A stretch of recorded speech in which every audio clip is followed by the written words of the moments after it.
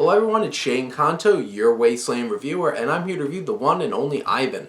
So this is a Disney live-action film that was meant to release in theaters, but honestly seemed like one of the films that made the most sense making this shift over to Disney Plus, because I doubt anybody really has heard of it, except for those who really pay attention to movies.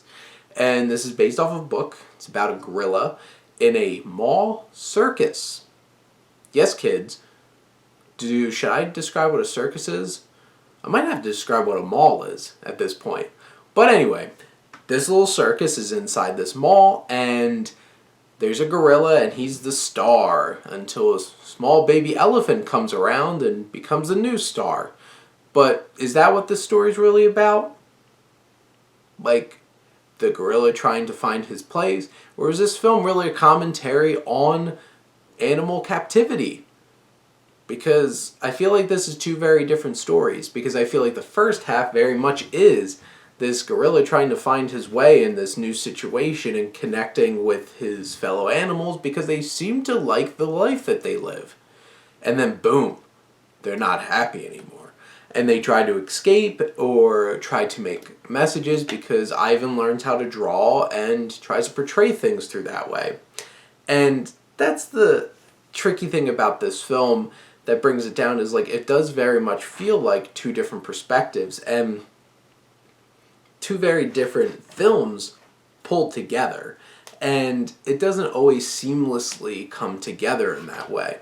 This is directed by Thea Chirac, who did Me Before You, and this film definitely has that charm to it, that little energy to it. From a directing perspective, it's pretty by the numbers. It has a bit of a sheen to it, but what's really impressive is the CGI in this film, because these look like real animals. Every shot that you just see of Ivan, it's just like, that is a gorilla. Could easily be a real gorilla, and that is extremely impressive, especially after some of the weird feelings that people had about the photorealistic animals in Lion King. This film works, though. These animals emote, they have these interactions, and the nice thing is, like, this has a really good voice cast and regular cast as well. You have the ringmaster who runs this little circus, played by Bryan Cranston, who is Bryan Cranston, and he does a great job. The thing about his character is I never felt like I ever figured out how I'm really supposed to feel about him until like the very, very end, but it's like what he does and what he represents is a little too hard to fully sympathize for, but he's too charming and empathetic for you to hate him. So I don't know where how he's supposed to drive this story in that way. But you have Sam Rockwell, who plays Ivan and gives a really good vocal performance. It's not his most lively, but it's Sam Rockwell and he brings enough charm to it.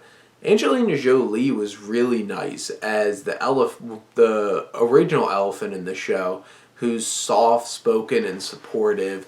And then you have Danny DeVito as like the comic relief dog, and there's others, and the cast is strong. This film has charm. Mike White wrote this, who wrote School of Rock.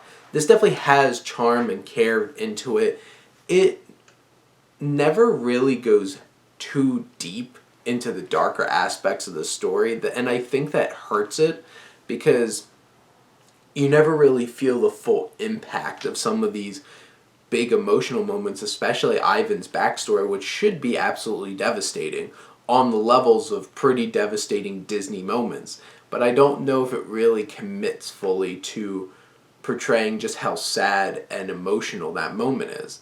In the end, the one and only Ivan is a nice little film for all the family to enjoy on Disney Plus. It's not going to blow you away. This isn't going to be anybody's favorite Disney movie, but I think it's a solid live-action Disney effort, and I think it's a good fit on Disney Plus, honestly. But those are my thoughts. Let me know what you think, and let's talk some movies. But thank you as always for tuning in and supporting your Wasteland reviewer.